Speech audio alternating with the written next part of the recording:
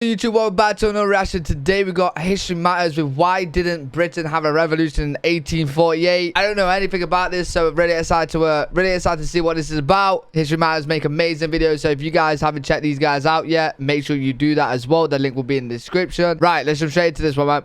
1848 was a pretty rough year for many European rulers. It saw revolutions in places like France, the German Confederation, the Austrian Empire, and Sardinia. This was a crazy time. Sought to improve living conditions, settle nationalist questions, and fix government deficiencies. And despite having problems with all of these, Britain did not have a revolution or even an attempt at one in 1848.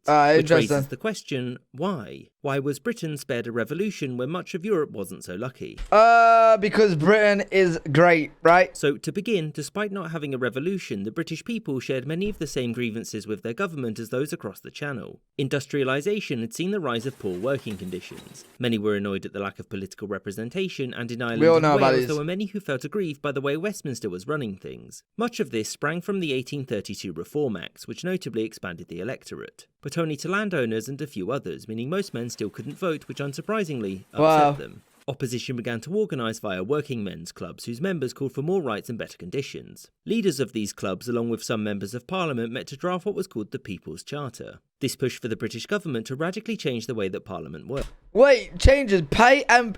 Wait, was MPs not being paid? No more okay. Votes for all men 21 plus. That's crazy. It's just corruption. So after the charter was published, it was promptly... They didn't want everyone to be able to vote because certain people in certain jobs will be obviously voting for the people that's going to help their situation. Ignored. This was mostly because doing stuff is annoying and the current system worked well for everyone in power, so... Wait, is that me? Is that me? Doing stuff is annoying? Oh my god. My god, that's me. Why bother? Tensions rose over the following decade and the government had to deal with riots and strikes across the country. The leader of the Chartist movement, Fergus O'Connor, was elected an MP in 1847 and promptly began to demand change in the House of Commons. Nothing did change though, and when news reached Britain about the revolutions abroad, the Chartists saw their chance. O'Connor arranged for a large march to carry a petition to Parliament, which organisers claimed had over 5 million signatures, which for a nation of 26 million people was quite a lot. Holy shit. The government got wind of this, and remembering what happened in France, they wanted to be sure that there was no threat to the British government or the Crown. And they knew that the presentation to Parliament was when the danger of revolution would be at its greatest. Headed by the Duke of Wellington, soldiers were placed all across London just out of sight of the planned... Hold on, I'm sat weirdly to like fucking rewind.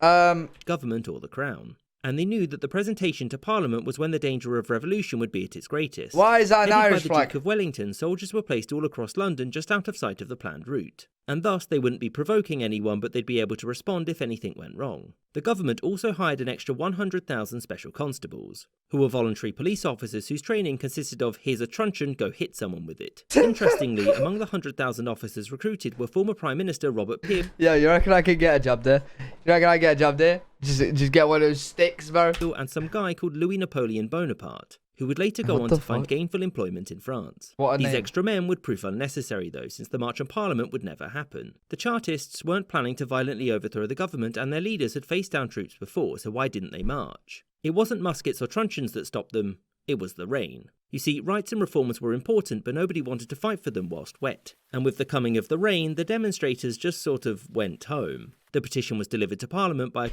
Don't tell me this didn't start because of rainfall. A couple of Chartists and was promptly ignored. Turns out most of the signatures were forgeries, and the Chartist movement was so thoroughly embarrassed that it never recovered. The chance for revolution was gone, but in the end, most of the Chartist demands were adopted by the British Parliament eventually. Hey, it wasn't just because of the rain, guys. It was also because the signatures wasn't real.